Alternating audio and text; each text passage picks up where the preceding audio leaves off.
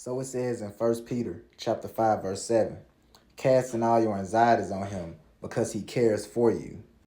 Man, y'all got to stop running to these substances, man. You running to smoking, you running to drinking, you running to sex, you running to all these different things in the world, to try to find healing, man. When healing comes through Jesus Christ, man. If you want that change of heart, if you really want to heal, man, from all your problems, you got to give it to Jesus. You feel me? It ain't going to happen overnight. You got to understand that these things are going to take time. Me, for example, I used to smoke. I used to run to sex. I used to drink. I used to pop pills. I used to do all these different things, to try to find healing. And I didn't understand that those were only, temporary, fixes, man. When Jesus Christ, he fixes you, man, for eternity. Even when you die, you're going to go and be with him. You feel what I'm saying? If you truly have faith, right?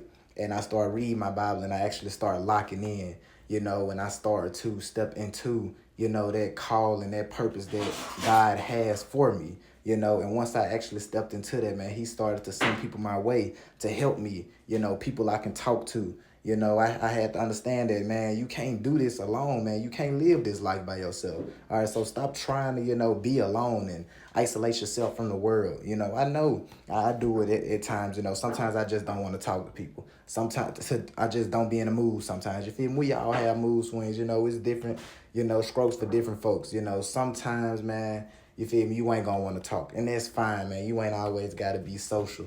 But man, stop running to, things of this world to try to find healing, man, and run to Jesus.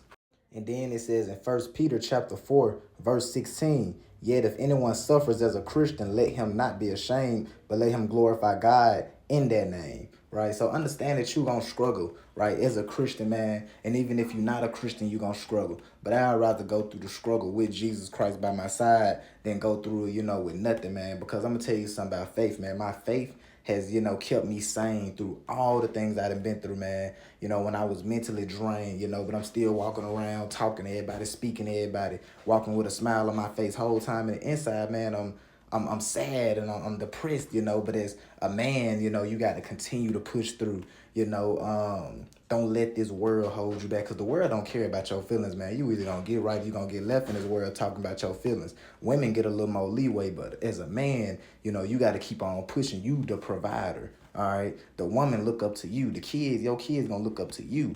They gonna, Dad, I need this, I need that. You feel me? When something happens.